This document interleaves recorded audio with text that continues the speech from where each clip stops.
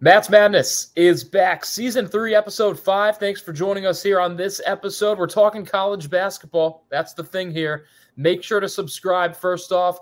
Give us a thumbs up if you like the video. And as always, follow us on @CBB Review on Instagram, Twitter, and again, subscribe here on YouTube. We got the podcast. We got this debate show. We got awesome interviews for you. And we're just churning out the content as the season moves along. 60 days away at the time that we're recording this until college basketball. I'm Matt Mlodzinski.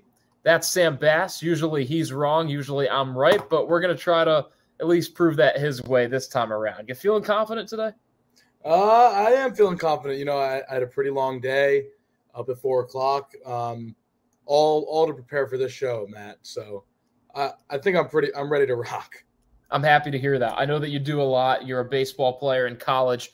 But I know this show is your number one thing. This is what you put that blood, sweat, and tears in when it gets down to it. I know it's Sam. 100%. I couldn't have said it better myself. Today we're talking about underrated teams in college basketball. You know, we've been counting down the top 100 teams with our CBB rank. It's about like the 5th year we've been doing it as a site. We've already reached our number 60 team today, which was the Pittsburgh Panthers. I don't know if any of us will be talking about Pittsburgh. I know I'm not. I don't know what Sam had prepared. But I do know we both have a couple teams that we're going to talk about. Whether or not they were already named in CBB rank yet already is regardless. As Sam's already spazzing out because he already knows that he's in trouble today. Yeah, I think that was more of a warning towards you, Matt. But we'll see. We'll see. I apologize for that. Hey, you know, if that's the best, if that's your best reason for that, so be it.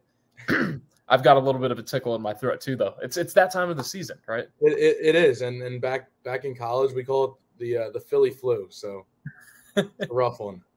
I love it. I'm gonna start calling it like I don't know what can rhyme with Rochester, but we're off topic anyways. We're talking underrated teams. I'll start this off, and I'm gonna start it off in an interesting way. It's a team that we did have in CBB rank. It's a team that not a lot of people probably know about because they are a mid-major, a true mid-major team, and that is North Carolina Asheville, UNC Asheville. You probably ask, why am I talking about UNC Asheville? Why am I clicking on this podcast to hear about a school that probably won't even make it in March Madness? Well, right there, you're probably going to be wrong because UNC Asheville is a legit threat to not only win their conference, but to also potentially upset a team or two in March Madness. And I know that I'm calling this in September. We haven't even gotten to the start of the season yet, but it starts with Drew Pember, one of the top returning players in all of the country, averaged over 20 points per game last season. He's a big man. He doesn't really stretch it out too far from three-point land, but he's versatile, which means that while he does do most of the work down low, Drew Pember demands attention running up and down the court in transition. Whether he might pass it out of a shot. He is going to score the ball. He is going to rebound the ball. He's a big man by that definition. But he's not an easy guard. He's not just going to sit down there in the paint and overpower you with his strength. He has some moves, and he runs this UNC Asheville offense. But he's not alone. That's the difference. A lot of mid-major teams, Sam, they rely on one player in general. That is not North Carolina Asheville. They have 5 starters, including Pember, that are either seniors or graduate seniors. So this is a team that is experienced, a team that won 27 games last season, so they know how to win games. And they added Greg Grant Jr., who, to be fair, only averaged 2 points last season at North Carolina State, 4.5 rebounds, also played at Providence before he went to NC State. But that says it right there. You've got a team in North Carolina Asheville, a small mid-major school that has experience up and down the board in their starting lineup. Greg Gant Jr. might not even start. That's how loaded this team is. And he could be a hell of a good 6th man. And one last point. The team added a transfer from VCU. They have a couple other guys returning. They could go 9 deep if they needed to. So when you look at all that on paper, for a team that already did it last year, not only do they deserve that number 100 ranking, I thought they should have been in the top 90 at least. But I think this is a team that you should keep paying attention to throughout the season because they will be there, at least when we're talking about conference championship week. And they could definitely be a 12 or a 13 seed in March if all goes well. Wow. You sound very passionate about UNC Asheville.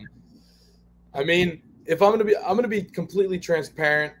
This is Matt's Madness, so we're not big fans of coding the truth. Like, we're straight up with each other. I don't know much about UNC Asheville. I can't lie. So I'm going to take your word for it here. I'm not going to debate you.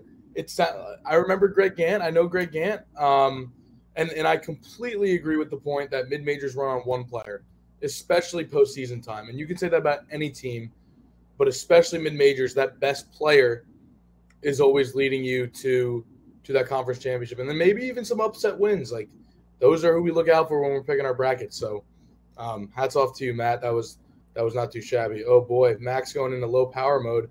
But we're going to push through. We're going to push through. I'm just going to hit you with my first team right now. And it pains me to say this. Dad, if you're watching this, I apologize. But I'm going to have to go with the Virginia Tech Hokies. That was my latest CBB rank article. And could that be a little recency bias because I did a lot of research on them? Maybe. But I'm double checking. They were 65th. I believe we picked them to finish. It was ninth in the ACC. That's ridiculous. That's ridiculous.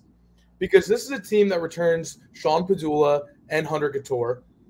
And we forget that Virginia Tech steamrolled their non-conference play last year. They had one loss to College of Charleston, who turned out to be a very good team. And they steamrolled. They were in the top 25 end of the conference, and then they got smacked. They got smacked around, and that was because of their lack of size, right? They didn't have a great front court, but the back court was always there. They lose Grant Basile, but they bring in Mekhi Long, who averaged 10 and almost 9 at Old Dominion. And then they also bring in Northwestern transfer, and by the name now I lost my notes. You got Robbie Barron. Robbie Barron. Yep. Who I don't think is going to start on this team. Because I like Mekhi Long at the 4 right now, and I love the way Mike Young coaches. He does a hell of a job over in Blacksburg. He did a hell of a job at Wofford. He is an incredible coach. That's a very well-run, disciplined program. And Sean Padula, if you look at his splits from freshman year to sophomore year, he averaged more points because he was shooting at a higher volume. His three-point clip was awful. His freshman year clip was way better. And I think that after 1 year of kind of being paid attention to a little bit more, people know his style of play, he's going to get more comfortable with guys guarding him. He's going to develop some more moves off the dribble, maybe create his own shot a little bit better. Hunter Couture is going to play off of that. Those are two guys coming back with another year of experience under their belt, and that is one of the best, if not the best, backcourt in the ACC, and we have them finishing 9th. That blew my mind. I saw them ranked, and I said, okay, maybe I missed something about Virginia Tech because I remember them. I know they're bringing back some dudes, but man, we dropped the ball on that as a staff. I'll say that. I think we did, Sam. I'll agree with you. Virginia Tech was on my short list of teams that I thought were underrated. I didn't ultimately go with them, but I will give you. I'll admit, I'll be honest, like you were honest to me. I'm not going to fight you for the purpose of just fighting you because I do agree with you that Virginia Tech is an underrated team. Now, I will admit I'm a little bit intrigued to see if they can replace Basile and Justin Mutz because that's two great players that they lose. But they also, every team loses guys, and that's two important pieces to lose. But not every team can bring back two guys like Sean Padula and Hunter Couture. Not every team can add Robbie Barron from Northwestern. Not every team can add North Carolina transfer Tyler Nickel, who is a very good prospect player when he was coming out of high school to the Tar Heels. And he didn't really necessarily work out there, but he could have a much better season and more opportunity with Virginia Tech. So, Sam, I commend you. I agree. I think Virginia Tech is more like at least number 6 or 7 in the ACC. Number 9 is ridiculous. I could even argue that they maybe should be top 5 in the ACC. So very, very well could be. Very well could be, Matt. I'm with you there. The Hokies are an underrated team. I'm going to go to my next underrated team, the Ohio State Buckeyes, a team that, Sam, you love to talk about. You are an Ohio State fan when it gets down to it. I am. Matt, part of me thinks you picked that for me. Maybe I did. Maybe I didn't. You'll never know. I'll tell you, I didn't think of this. I didn't think of you when I picked them. I thought of Ohio State that went 16-19 last season, and all of a sudden everyone just writes them out. All of a sudden people say that Ohio State isn't a good team, as if Duke and Kentucky haven't had seasons here and there, very few and far between, where they didn't live up to their standards. Are Ohio State's standards as good as a Duke or North Carolina or a UCLA? No, but they're still up there when you talk about historic basketball programs, which, by the way, as a tease, we're going to play a fun game later talking about some of the best programs in CBB history. But back to the Buckeyes. They went under 500 last year. They returned Zed Key, Bruce Thornton, Roddy Gale Jr., a couple of other key pieces. Sure, they lose some guys. They lost some freshmen that didn't really help this team perform last year. It was a very freshman-heavy team. But along with the guys that they do bring back, which, by the way, Key and Thornton both averaged double digits in points last season, so those are good guys to get back in the Big Ten. They add Jamison Battle, who was one of Minnesota's best players. Was Minnesota good last year? No. But Jamison Battle was good. He, honestly, is probably going to go play pro somewhere, if not maybe get an NBA look. I think he has that type of a game. I know not a lot of experienced seniors will get that, but I think Battle has the chance when the time is his. They add a couple more 4-stars to the mix. So they add some more overall talent, and Dale Bonner from Baylor, just kind of your average transfer. But to me, that is enough. That is enough for an Ohio State team that finished below standards last year. I think they finish above standards this year. I think that when you look at the Buckeyes, they might still be a fringe NCAA tournament team, but I feel like people are writing this Ohio State team off right now. To me, the ceiling for this team, I'm going to be honest, the ceiling for the Ohio State Buckeyes, when the bracket is picked in 2024, I think you could see them getting a 6 seed. I think this team could be that good. They could be top 25 to end the regular season when it's all said and done. Now, Matt, would you say that the ceiling is the roof for this team? You know what? I won't go that far. I'll shout out Michael Jordan there, telling that UNC team, still one of my all-time favorite clips. I do want to shout out Brendan Hodges, though, real quick, while we talk about Ohio State, the perennial contender. He loves giving me a hard time for that, but always think about him when Ohio State or Drake is brought up. And Brennan, if you didn't know, I have a new team, and that's the San Francisco Dons. Go watch our conference realignment draft. They're who I'm riding with. But I like that pick. I'm going to take it a different direction. I know I had texted you initially that I was going all ACC teams, but you kind of got the gears going. You kind of got me thinking a little bit, and I went back to some of my previous mid-major selections that I was looking at. And that point you made about having one player, that really struck a nerve with me, really resonated deep with me. So I'm gonna call an audible, and I'm gonna go with North Texas Mean Green. North Texas Mean Green. I apologize. Something's happening. You're giving me a face. Well, I'll let you finish first. I'll let you finish so I can talk my thoughts. Is that one of your picks, Matt? It is not. I will tell you right now, it is not. It was not going to be, even if we came up with 20 underrated teams, it was not going to be one of my picks. Well, I'm going to tell you why, and it's one person. That's Jason Edwards. And he's a transfer. He's coming from a community college, but he averaged 22 points a game. And he's playing in a conference that I expect to be not too strong this year. I don't know. They won the NIT last year. They're coming back, new coach. I think it's really a gut feeling. It is. But Jason Edwards, I think, can take over that team and take over that conference to the point where North Texas is going to sneak in and maybe even an at-large. That's how far I'm going to go to say that. Wow.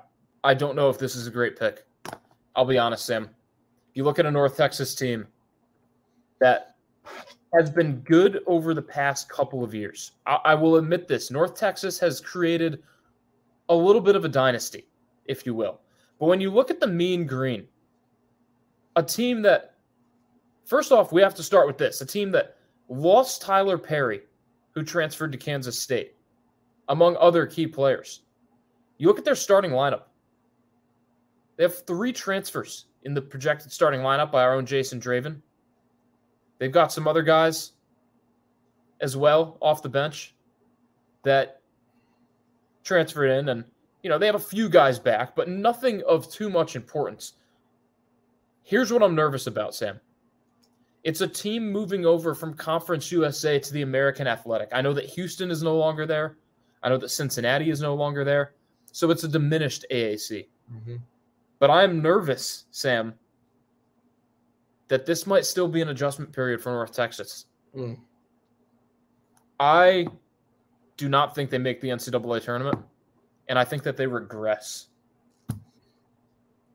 I think that, and that's one of the reasons that I had them on my board and I made this call so last minute, is I think that people are writing off like yourself, writing off North Texas too early because they're moving conferences. They're playing against better competition. You don't know what they're going to do. And I think that they're completely capable more than people think. But do we even know that they're capable, Sam? We don't even know if these guys can play at the D1 level. I mean, you averaged 22 points at a junior college. Did you do that? I did not. But and he shot 41% from 3. The 3-point line is 41% from 3. You think that he can carry over 41% from 3 going against Pittsburgh Tech International? Does the 3-point line move in junior college? It does not. But can he do that against, who's he going to be going up against? Can he do that against the top teams in the American? They play St. John's in the non-conference. Can he do that against a Rick Pitino team if he does it against Dixie State? Is that going to translate? My thought is that it can. And my big thing is when a guy transfers from level to level, it's not about the competition they face. It's about how they're going to handle the pressure. And yeah, North Texas is going to have some pressure. They're in a new conference. But I've seen it firsthand. Guys transfer from junior college, and they're playing at a higher level, but because they're used to the pressure, they train well. It's not a direct competition to competition thing. You're facing guys no matter where you go. And I know in the baseball circuit, junior college can even be better than some Division I's.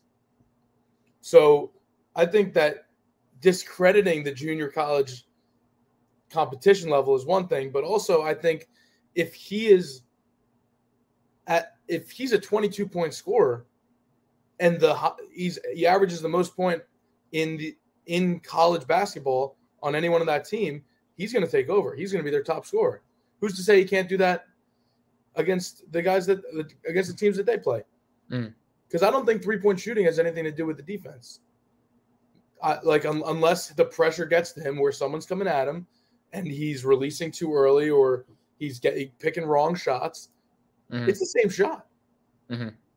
Yeah, no, you're right there. Even if that goes down to 38%, that's still a pretty high clip to shoot at. Where I think that if the rest of the team can play off of that, they're going to be fine defensively. We know they're going to be fine defensively. They're going to Texas Tech mine. They'll be all but fine, 100% good. So it's just about putting points on the board, and I think he's got what it takes to do that. It's a new era in North Texas basketball. I'm not really sold, but you know what? If you are, that's all that matters. We both have one more underrated team to get to. Prime time, Coach Prime and the Colorado Buffaloes. Sam, you see what they do the other day? Matt, did we switch to college football review? I don't see the logo change. We did not, but did you see what Coach Prime has building at Colorado, Sam? I think I know where you're going with this. You saw? But I'll let you continue. Of course I saw. Coach Prime is building a new era of football in Boulder, Colorado. Shout out to my buddy Isaac living up there at CU.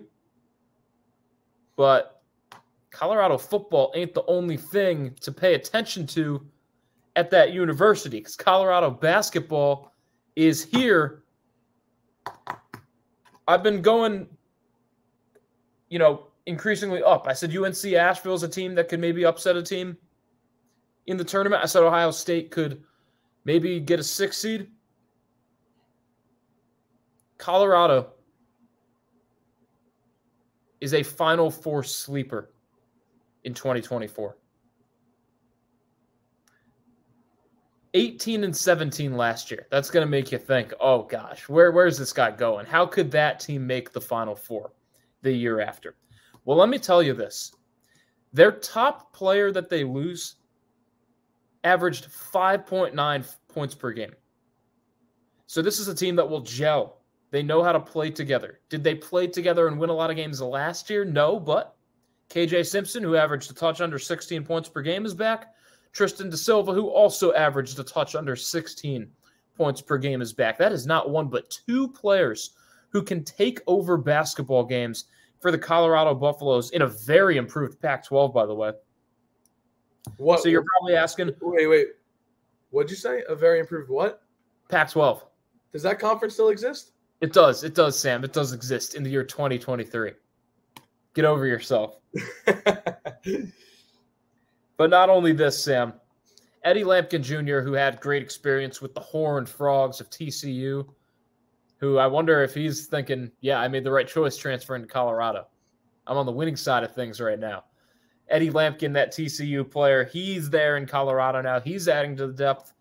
And they bring in five-star Cody Williams. So apparently Deion Sanders' recruiting is just bringing everyone into Colorado, regardless of your sport. This is a team, Sam, I'm going to end on this. They have players that can score the ball. They bring in a talented guy in Cody Williams. They add a great transfer in Eddie Lampkin Jr. Colorado, I'm expecting them to win 23, 24 games this season. And I think that they're going to come into the NCAA tournament a little bit underrated, like they're coming into the season underrated.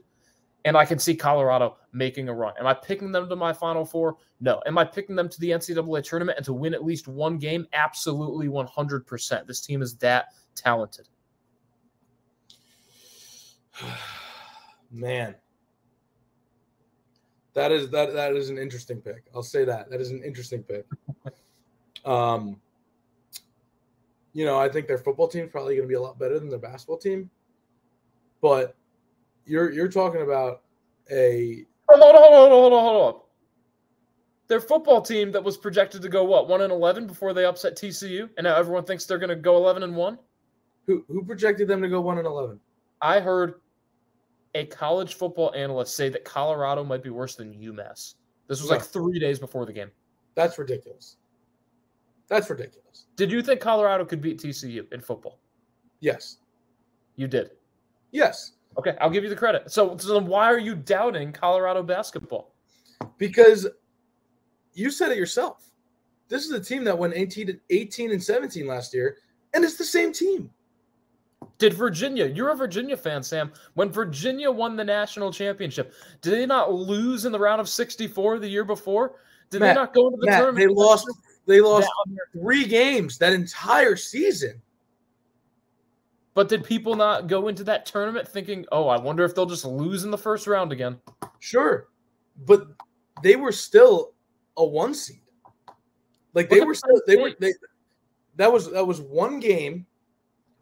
What year are we talking about here? Are you talking about UMBC? Yes. Yes. So that was one game in a winner-take-all game. Sure. Yeah, you can say all that, whatever. But both years they had the same exact record, or the same amount of losses. Excuse me.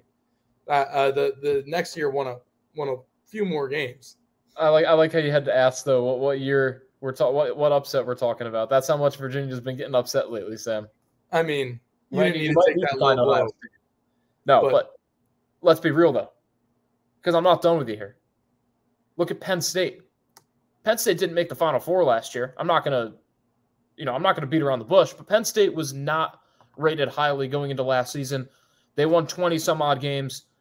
They win a game in the NCAA tournament. Penn State, that was much better than people expected. You look at FAU. Did people think FAU was going to go to the Final Four last year? No. Colorado is not a ridiculous pick. I'm not picking them to go to the Final Four.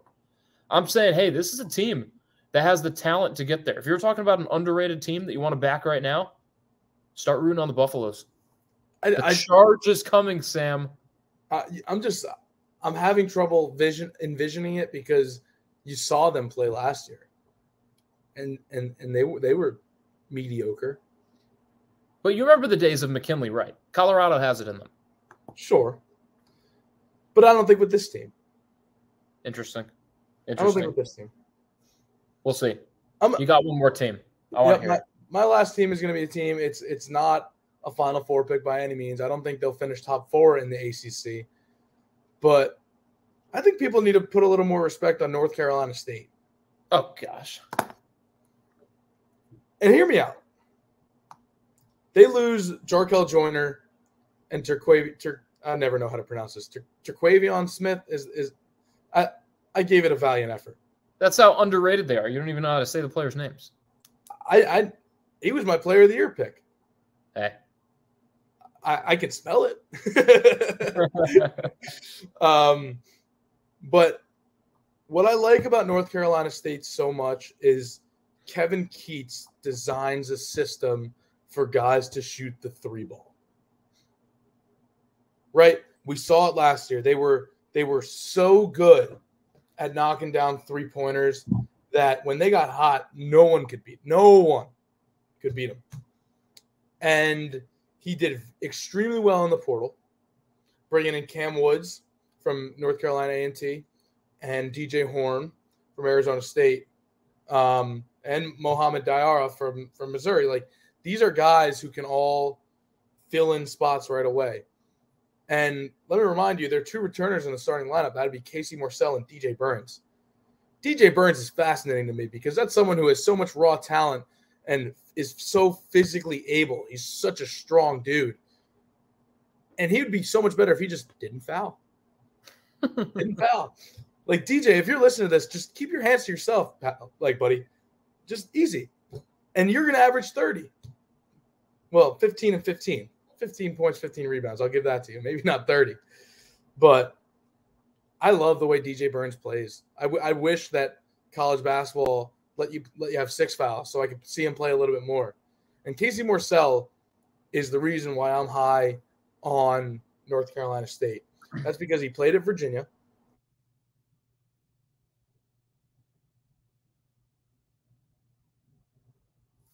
Well, we lost Sam.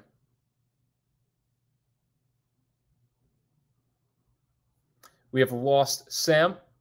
Well, Sam is back. We lost him for a moment because the man did not decide to charge his computer. He was talking about Casey Morsell and NC State. You gave a lot of your point. So, in the interest of our podcast time, I know you said NC State can't make the Final Four, but are we at least talking about a Wolfpack team that could make it far in March? Because if you're underrated, you got to at least prove that you can go further than people expect. Yeah. And I'm going to get to that. I remember I didn't finish my Casey Morsell point. I want to go off that because it just shows how great Kevin Keats is at developing 3-point shooters and making them shoot in comfortable spots. And that's when he was at Virginia, he gave the fans fits because everyone saw the potential, and yet the system he was in or where he was at, he was not performing. I think I don't think there was a year he shot over 30% from the line. He was just struggling shooting the basketball, and it was apparent.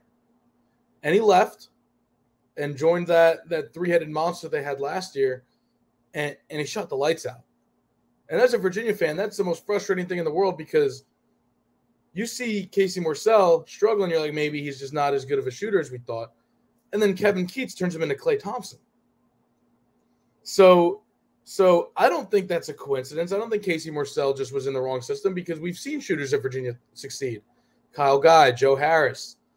I think Kevin Keats is just really good at developing 3-point shooters. And his system is it's not for the catch and shoot. It's not for the ball movement. It's you have the ball in your hands, make something happen. And when you drive to the hole, kick it out, someone's going to make the shot. So I think if he continues that system, Casey Morsell will continue to thrive and maybe even have a step up. He could possibly be all conference. I do not think that they're going to make the Final Four. I don't think they're going to be a top 4 seed in the ACC. But it's not ridiculous to think that they'll have a bye in the ACC tournament.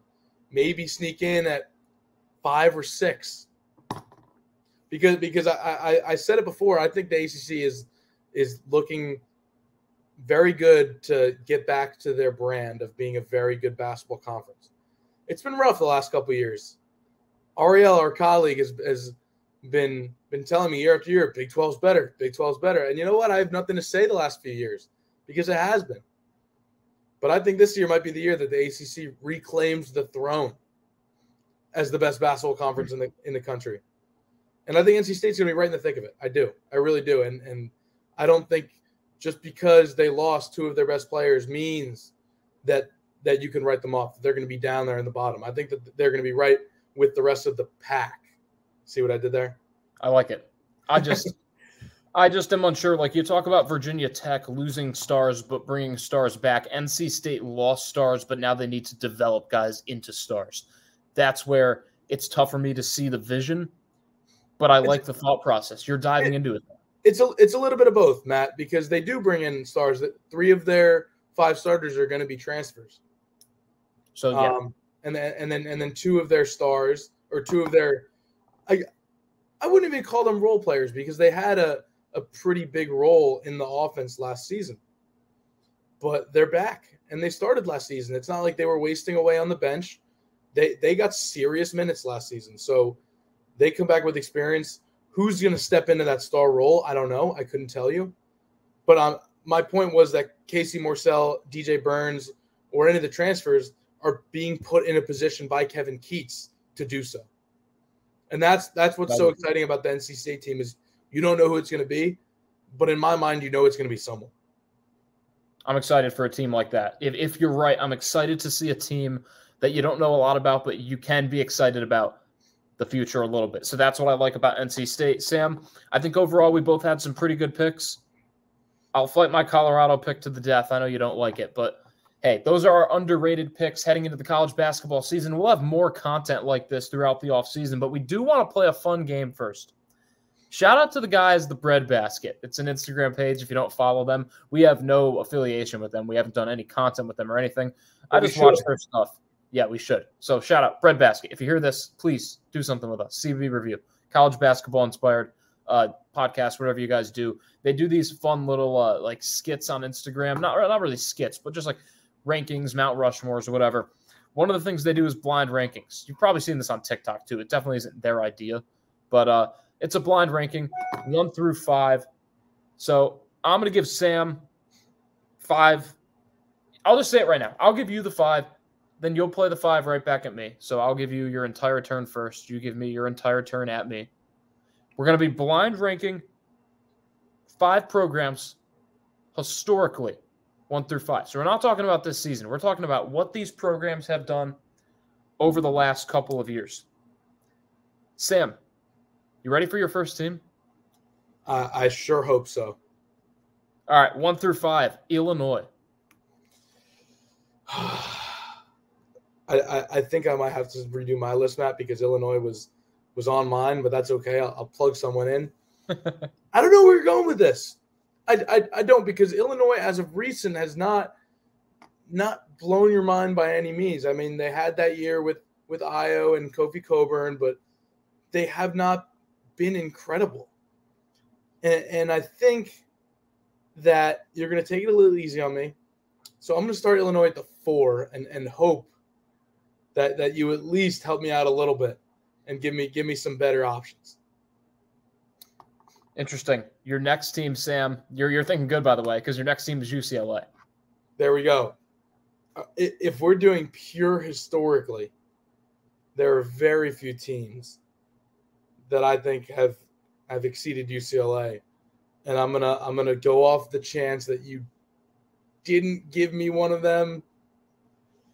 This is tough because I don't want to be wrong and have them at the 2 and then have like a Nebraska at 1 with that being your 5th team. But I also don't want to put them at 1 and then have, a Duke or a North Carolina pop in and have to put them below UCLA. But I'm going to put UCLA at the 1. I'm going to do it.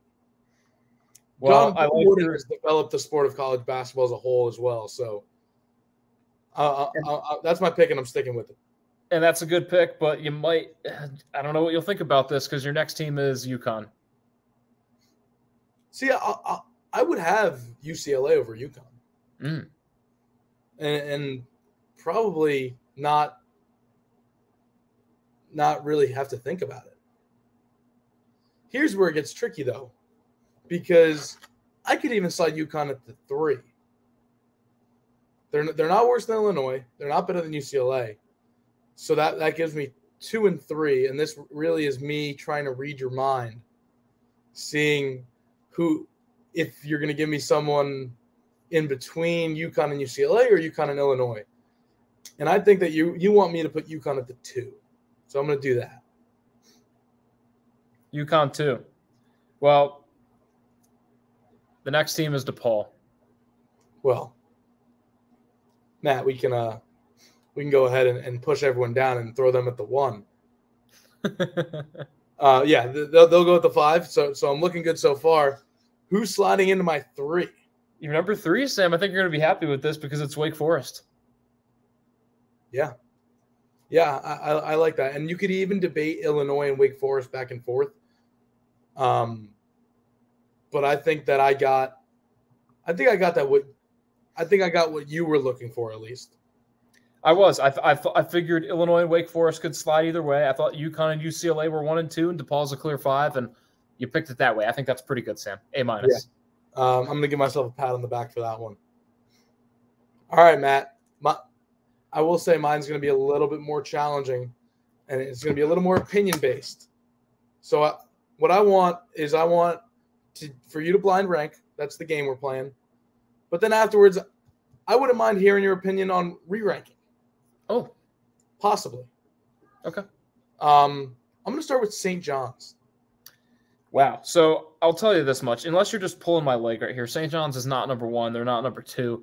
They haven't been great for a good while. And even when they were good, it was a short period of time. With that being said, they have some of the top players of all time. It's also St. John's. There's just this aura about St. John's. I feel like their program holds more weight than how good they've been. So for that reason, I'm going to put St. John's in the 3. And I like that pick there. Your next pick is the Gonzaga Bulldogs. Ooh, Sam, that's tricky because if you're going off historically, there's a lot of teams that have done better than Gonzaga over the years. If you're going off the last 20 years, Gonzaga's easily in your top 10, possibly even in your top 5. But for the same reason that you were going back and forth between UCLA and UConn, I feel like you've got to have a team better than Gonzaga on this list. I just feel like you have to. But they're clearly better than St. John's. I'm not leaving myself much room here, but Gonzaga's going to be my number 2, Sam.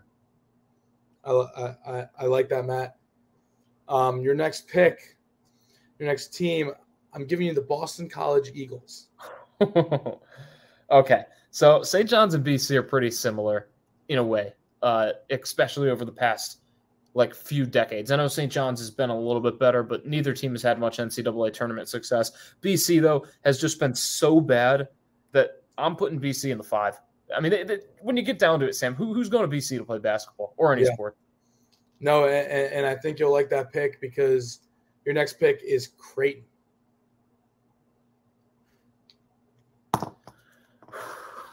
Well, Creighton's not better than Gonzaga. I mean, they're not better than Gonzaga. So Creighton is the obvious 4, but I feel like I'm nervous about what's number 1 at this point. You're going to like this. Initially, it was Illinois. It was Illinois, and I know you wouldn't like that. So I thought about that conference. I wanted to make it similar-ish. So I just moved a little bit east, and that's Indiana Hoosiers. Indiana. You know what? This is I think as good as it could have turned out. I'll be honest. Yeah, you did very well. You could have switched Creighton and St. John's, maybe. Yeah, I mean Creighton's been better lately, but honestly, as you said, the name St. John's, that's the sole reason you could put them at 3, and that's the order I actually had them in. I want the Johnnies in 3. I want them in 3. I'm leaving it like that. That was very well done. True professionalism displayed today. Amazing on both sides. And again, Matt's Madness, we always try to excel in professionalism, and we like to have fun on this show. Sam, thanks for joining on this show. Again, make sure to check out Sam Bass's content, my content, the rest of the CBB Review staff's content as we count down the top 100 teams in CBB rank. We also put some other articles out there. I put one out today ranking all the point guards in the Big East heading into the next season. And again, make sure to subscribe. You see that sub button. What are you waiting for? Hit the subscribe button. Subscribe to CBB Review. It's our podcast network. You can watch more debate shows like this. You can watch interviews like we did with Kyle Carlissimo, son of PJ Carlissimo. He's playing on Colgate nowadays. And we have our other podcast where we're talking college basketball. We're talking straight hoops on that one. You got to love it. CBB Review. We will be back next time.